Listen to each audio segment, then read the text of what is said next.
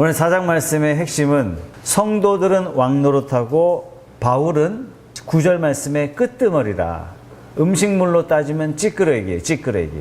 바울 자신은 자기 자신을 찌끄러기라고 표현했고 성도들을 향해서 너희들은 지금 왕노릇하고 있다 이렇게 말씀하고 있습니다. 이것이 오늘 4장 말씀의 아주 중요한 포인트라고 할 수 있어요. 4장 말씀은 특별히 바울의 깊은 고뇌가 읽혀지는 곳이 4장 말씀이에요. 바울 자신이 정말 담대하게 능력 있게 하나님의 교회에 또 이방인들을 향해서 그렇게 담대하게 선포했던 그의 모습은 온데간데 없고 오늘 4장 말씀을 읽어보면 인간적인 깊은 외로움이 진실되게 그대로 표출되는 모습이 오늘 4장의 말씀이라고 할 수 있어요.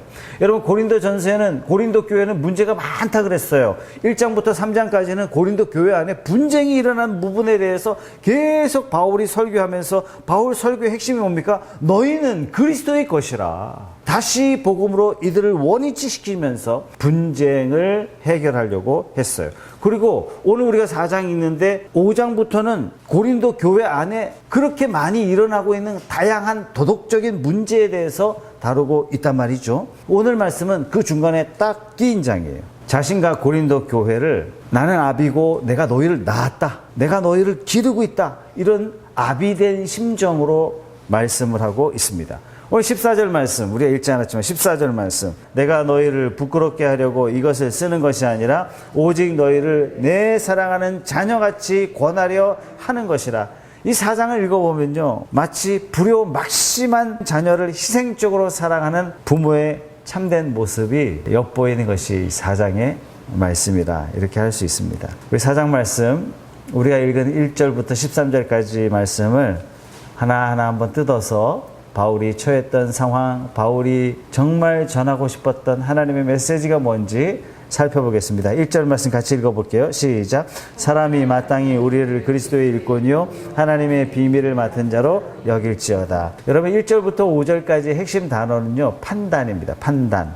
지금 고린도 교회 안에 성도들이 서로를 판단하고 있어요. 서로를 평가하고 있어요. 그런데 바울은 어떻게 이야기하냐면 나를, 아볼로를, 우리를 그리스도의 일꾼이다, 이렇게 계속 당부하고 있단 말이죠. 여기서 바울이 이야기하는 것은 바울, 아볼로, 게바, 이 세 사람이에요.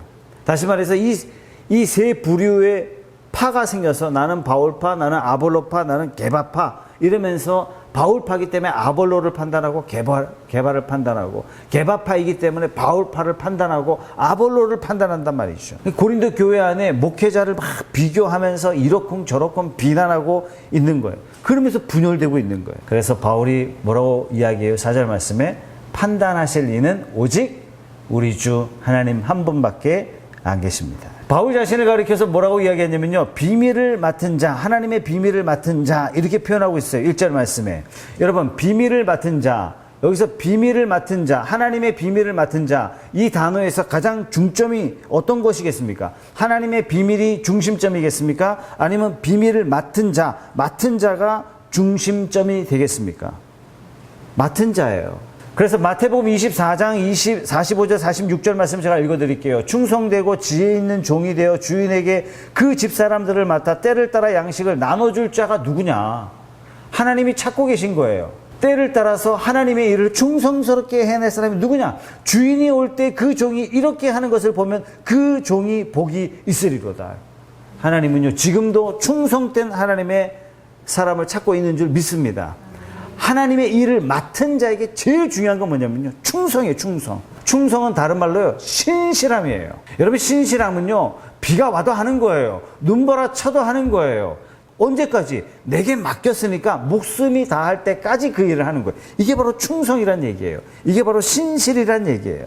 하나님의 비밀을 맡은 자로서 그에게 제일 중요한 건 뭐냐면, 사람들 앞에 내가 어떻게 평가받을까? 내가 얼마나 높은 지위에 올랐는, 그게 아니라 내가 하나님의 일을 맡은 자로서 내게 있어야 할 딱 한 가지 덕목은 뭐냐면 충성. 하나님의 일을 하는 나는 사람의 평가를 받으려고 일하는 게 아니란 얘기예요. 3절 말씀 같이 한번 읽어볼까요? 너희에게나 다른 사람에게나 판단받는 것이 내게는 매우 작은 일이라 나도 나를 판단하지 아니하노니. 지금 고린도 교회 내에 사람들을 서로 평가하고 있어요. 비난하고 있어요. 근데 이것을 바울이 뭐라 그러냐면 매우 작은 일이라 대수롭지 않다. 고린도 교회 안에서 바울 나를 판단하고 있는데 나 그거 대수롭게 여기지 않는다는 얘기예요. 작은 일로 여긴다는 얘기예요. 그럼 바울은 뭘 큰 일로 여겨요? 아니 내가 이렇게 목숨을 바쳐서 이렇게 섬기고 있는데 내가 이렇게 죽을 지경까지 될 정도로 여러분들에게 설교하고 있는데 도대체 여러분들은 나를 어떻게 평가하고 있는 것입니까? 이걸 바울은 신경 쓰지 않는다는 얘기예요. 어떻게 평가하든지 이걸 대수롭게 여기지 않는다는 얘기는 무언가를 대단하게 여기기 때문에 그렇다는 얘기잖아요. 그럼 도대체 무엇을 대단하게 여기냔 말이에요. 하나님이 나를 일꾼으로 부르셨다는 이 사실이 너무나 크다는 얘기예요. 그렇기 때문에 다른 사람들이 자기를 향해서 나를 향해서 뭐라고 평가하든 신경 쓰지 않는다. 근데 이 말씀에 정말 은혜스러운 표현이 있어요. 그 후반절이에요. 나도 나를 판단하지 아니하노라. 야, 제가 이 말씀을 읽는 순간요 얼마나 은혜가 되는지 몰라요. 여러분, 목회자는 두 가지 차원에서 늘 판단에 시달립니다. 첫 번째는 뭐냐면 사람들이 자꾸 평가를 해요. 사람들이 나를 어떻게 평가할까 평생 시달려요. 여기에 너무 몰입되어 있으면 사람들 눈치를 보고 사람들 앞에 변명을 하게 되고 외식하게 되고, 저에게도 그런 모습이 있어요. 또 한 가지는 뭐냐면 자기 자신의 판단에 시달린다는 얘기예요. 내가 나를 판단할 때는 어떤 감정이 드냐면 자책감. 내가 이래서 되겠어. 여러분, 경험적으로 볼 때 이 자책감이 들면요 더 힘듭니다. 사람들이 나를 어떻게 평가하느냐, 이것보다도 더 참기 힘든 게 뭐냐면 자책감이에요. 이 자책감에 깊이 빠져들게 되면 모든 걸 내려놓고 싶은 그런 마음까지 들죠. 바울이 이렇게 표현해요. 나도 나를 판단하지 아니하노라. 이건 기가 막힌 표현이에요. 그럼 나는 판단받을 만한 것들이 내가 나를 봐도 괜찮다, 이런 뜻은 전혀 아닙니다. 부족하지만 나를 일꾼으로 부르신 그 하나님의 표대, 주신 표대를 향해서 달려갈 뿐입니다. 와, 이거 멋있는 표현이에요. 얼마 전에 제가 CEO 특강을 가서 세미나 참석하게 된 동기와 기대하는 것들을 한 3분 스피치를 해달라고 부탁을 했어요. CEO들 그러니까 뭐 다 사장님들 아니고 다, 근데 거기에 다 CEO가 자기 아들을 딱 갖다 놓은 거 있죠. 본인 공부하고 너무 좋으니까 이제 대학 갓 졸업한 청년이에요. 이 청년이 딱 나와서 충격적인 이야기를 했어요. 나는 더 이상 남의 판단에 휘둘리는 사람 되지 않을 겁니다. 남의 판단에 의해서 나를 잃어버리는 사람이 되지 않을 겁니다. 누가 뭐래도 나는 나 자신의 뜻과 의지대로, 생각대로 살겠습니다. 나는 이것을 배우기 위해서 이 자리에 왔습니다. 대단한 청년이에요. 남들이 나를 어떻게 볼까봐 두려워서 난 살아요. 대부분의 많은 사람들이 안 해도 되는 일들을 해요. 왜요? 남들이 나를 어떻게 생각할까봐. 아니요. 남들이 어떻게 생각할까봐 그걸로 내가 하나님 앞에 평가받는 것이 아니라 진짜 평가하실 분은 하나님 한 분밖에 안 계신다는 사실.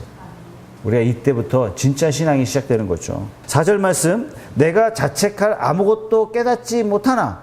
여기 굉장히 교만한 표현처럼 보이죠. 내가 나를 보고 아이고 이런 바보같이 내가 이래서 되겠어? 이런 것들을 하나도 못 찾았다, 그런 뜻이 아니에요. 내가 자책할 아무것도 깨닫지 못했다, 이 표현은 누가 할 수 있냐면 매사에 어떤 일이든지 최선의 삶을 산 사람만이 해낼 수 있는 표현이에요. 바울이 감옥에 갇혀서 이런 표현한 거 여러분 기억하십니까? 고린도서 1장 29절 말씀해 보니까 이를 위하여 나도 내 속에서 능력으로 역사하는 이의 역사를 따라 힘을 다하여 수고하노라. 바울이 이런 고백을 하는 거예요. 왜 바울이 부족한 면이 없겠습니까? 왜 바울이 연약한 부분이 없겠습니까? 그럼에도 불구하고 그는 하나님이 주신 그 표대를 향해서 힘을 다하여 수고하며 달려가기 때문에 내 자신의 부족함을 되돌아보면서 나를 보고 우울증에 걸릴 여지가 없는 거예요. 4절 말씀 후반절에 이로 말미암아 의롭다 함을 얻지 못하노라. 무슨 얘기입니까? 내가 나를 봤을 때 자책할 게 없다, 자책할 거 못 찾는다, 나는 괜찮은 사람이다, 나는 의로운 사람이다, 그런 뜻이 아니라는 얘기예요. 그리스도의 잣대로 보면 나는 형편없는 사람이지만 자책하지 않는 그것으로 말미암아 나는 의인이 되었다라고 이야기하는 것이 아닙니다. 최선을 다해 놓고 저는 무익한 사람입니다 이렇게 표현하는 사람은 겸손한 사람이죠. 그죠? 이런 고백을 할 수 있는 사람이 어떤 것으로부터 자유할 수 있는 사람이라고 할 수 있고, 이런 사람이 충성스러운 종이라 이렇게 말할 수 있죠. 5절 말씀 같이 한번 읽어볼게요. 시작. 그러므로 때가 이르기 전 곧 주께서 오시기까지 아무것도 판단하지 말라. 예. 마음의 뜻을 나타내시리니 그때 각 사람에게 하나님으로부터 칭찬이 있으리라. 여러분, 그러므로 때가 이르기 전 곧 주께서 오시기까지, 바울은요 이런 표현을 참 자주 했어요. 주님의 재림의 날을 바울이 기다리고 있다는 얘기예요.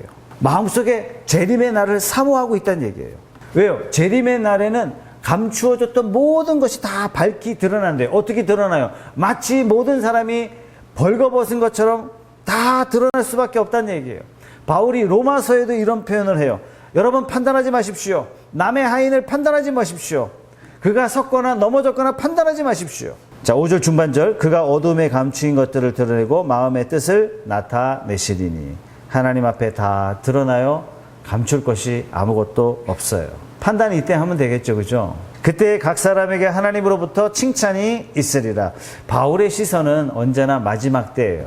바울의 시선은 언제나 주님이 재림하실 때를 기다리고 바라보고 있습니다. 푸른숲 교회는 다들 교회에 나오신 지 이제 얼마 안 되셔서 그렇지, 대부분의 많은 성도들이 사람들이 많이 모인 곳에는 잘 안 갈라 그래요. 교회 와도 깊이 발을 안 담그려고 한단 말이죠. 왜 그렇죠? 입이 많아요. 입이 너무 많은 거예요. 차라리 아주 큰 교회 기둥 뒤에 숨어서 신앙생활 하겠다, 이렇게 이야기해요. 이유는 딱 하나예요. 사람들의 말에 자기가 오르내리기 싫기 때문에. 사람들의 말에 내가 오르내릴 때 어떻게 오르내려요? 칭찬하고 격려하고 위로한다면 내 이름이 거론되는 게 더 좋죠. 그러나 사람들이 꺼린다는 얘기는 판단하고 예단하고 속단하고 비평하고 평가하기 때문에 그렇습니다. 지금 고린도 교회가 지금 그 상황이에요. 바울 개바 야, 개바 따라다니더니 바울 추종자 봐라. 아유, 눈에 칼이 있다, 칼이 있어, 뭐 이렇게 이야기하는 거예요.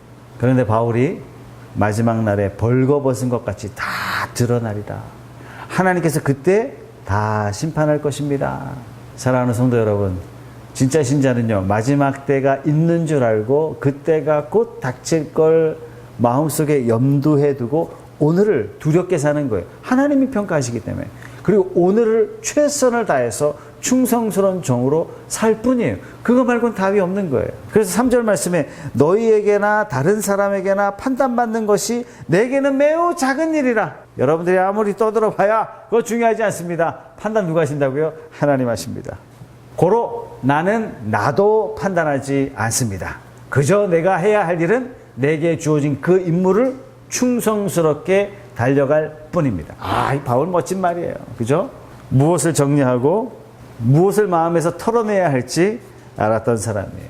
사람들의 오르내리는 그 말은 때로는 강박관념을 만들어줘요. 그러나 이 강박관념에서 벗어나서 자유를 누리며 기쁨으로 충성하는 저와 여러분들이 다 되시기를 주님의 이름으로 축복합니다. 6절에서 13절까지의 말씀에 아주 중요한 키워드는요, 교만입니다. 교만, 자랑, 이 두 단어라고 할 수 있어요. 고린도 교회는 난 게바한테 복음 들었어. 나는 바울 따라다니면서 수많은 고생하면서 이런 죽을 고생 해봤어. 매질을 당해봤어. 바울이랑 나는 감옥에 있었어.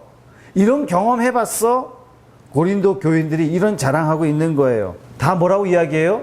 신령한 척 하면서 자랑하고 있는 거예요. 교만하고 있는 거예요. 바울은 이것을 시정하기 위해서 6절 말씀에 이렇게 이야기합니다. 형제들아, 내가 너희를 위하여 이 일에 나와 아볼로를 들어서 본을 보였으니. 아볼로 이름이 드디어 나옵니다. 고린도 교회 분열이요, 아볼로와 깊은 관련이 있다는 그런 뜻이에요. 사도행전 18장 27절 28절 제가 읽어드릴게요.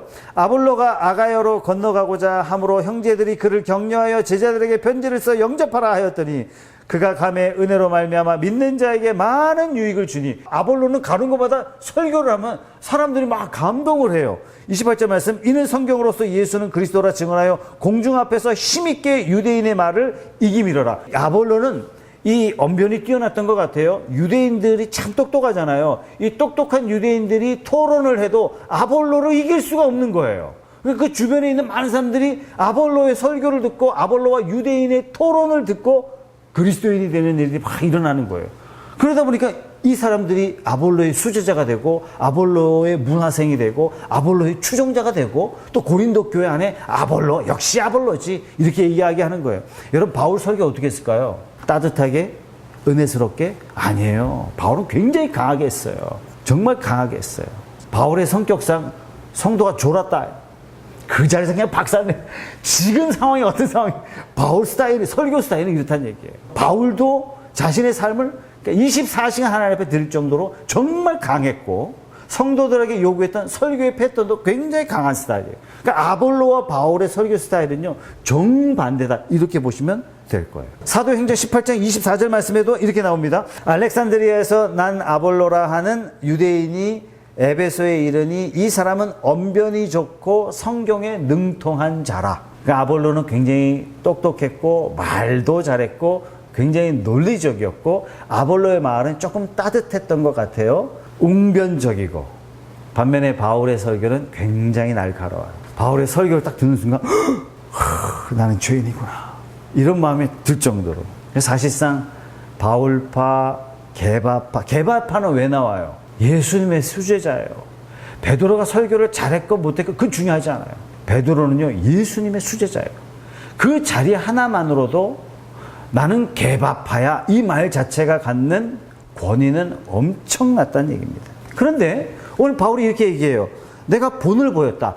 바울과 아볼로가 본을 보였다. 이 얘기는 바울도 아볼로도 전혀 다른 사역의 패턴, 전혀 다른 사람이었지만 서로 질투하고 서로 시기하고 서로를 판단해서 서로를 무시하는 일이 없었다는 얘기예요. 우리는 동역자입니다.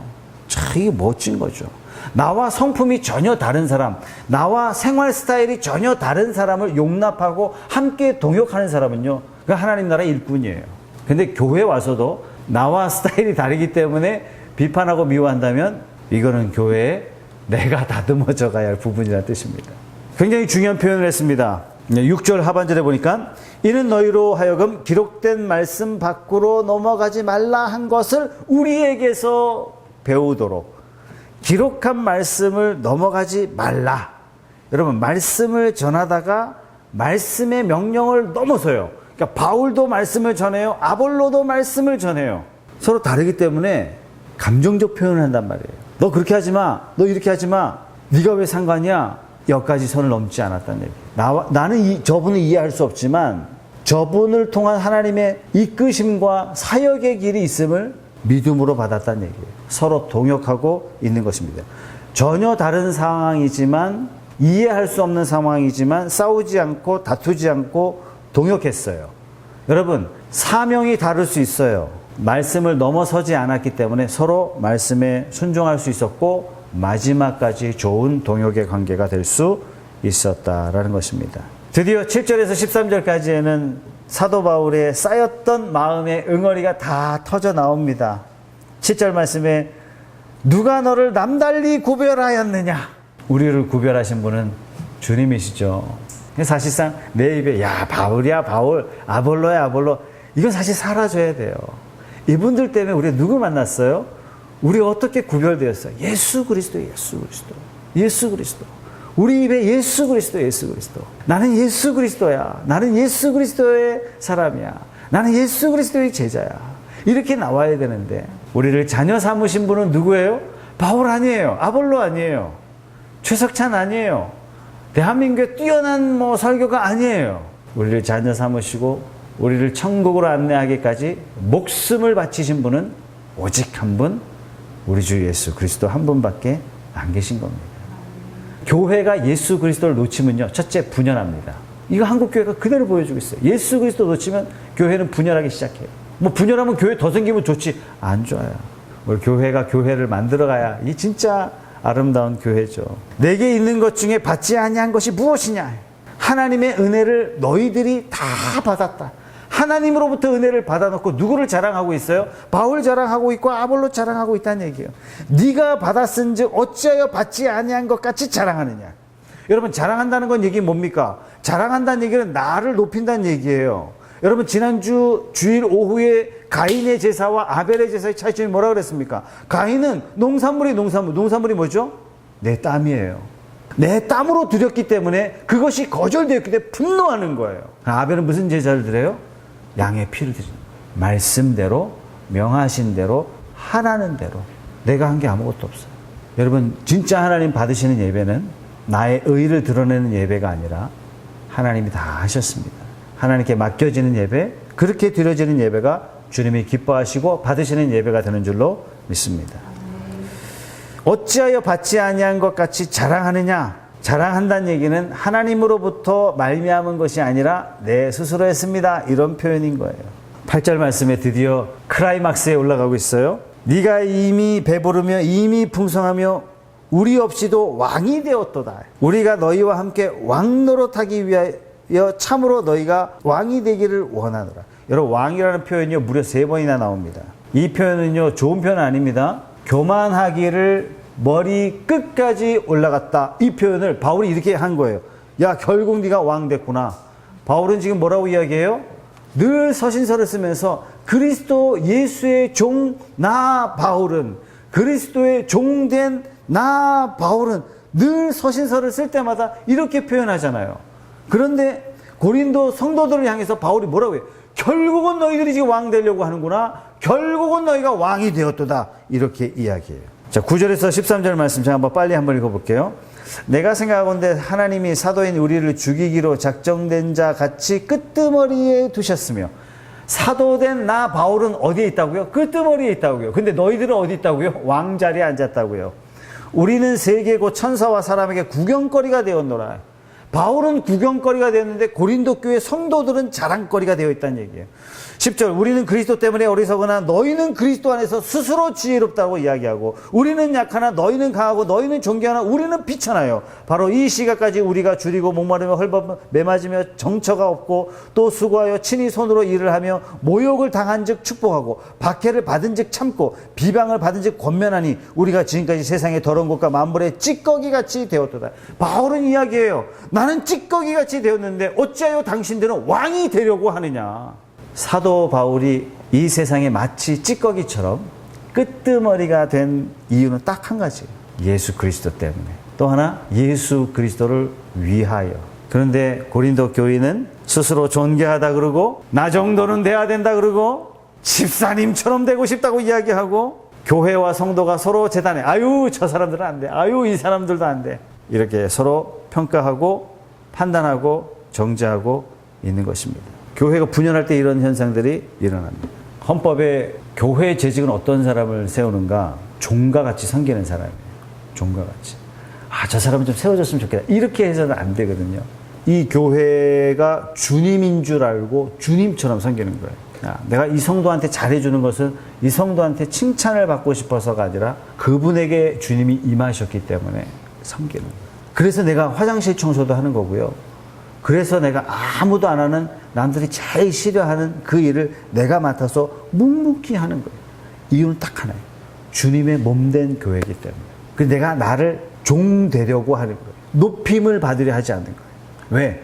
교회에 딱 한 분, 예수 그리스도만이 높임 받아야지. 누군가 높임을 받으려고 하는 그 순간 교회는요, 사탄의 도구로 쓰임받을 수밖에 없는 것입니다.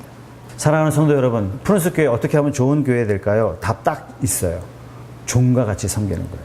모두가 종이 되려고 할 때 하나님께서 그에게 함께 하시는 거예요. 모두가 종이 되려고 할 때 하나님께서 그 교회를 복주시고, 모두가 종이 되려고 할 때 관계 속에서 하나님이 은혜를 주시고, 모두가 종이 되려는 그 순간 하나님께서 그를 존귀하게 세워주시는 거예요. 반대로 왕이 되려고 하는 순간 시험에 빠져요. 본인도 시험에 빠지고 그 모습을 보는 사람도 시험에 빠져요. 사랑하는 성도 여러분, 열심히 종이 되시기 바랍니다. 여러분들이 종이 되려고 할 때 그리스도께서 여러분의 삶을 통해서 복 주시고 은혜 주시고 힘있게 하시고 새롭게 하시고 역사하실 줄로 믿습니다. 에덴 동산의 아담의 실패 뭡니까? 본인이 종인지 모르고 주인 행세하려고 했기 때문에 에덴을 잃어버린 거예요. 여러분 심령에, 여러분 마음에, 여러분 영 속에 오직 주님 주님 외치시고 오직 말씀대로 이 모토를 가슴에 심어 한 주간 살아가는 저와 여러분들이 다 되시기를 주님의 이름으로 축복합니다.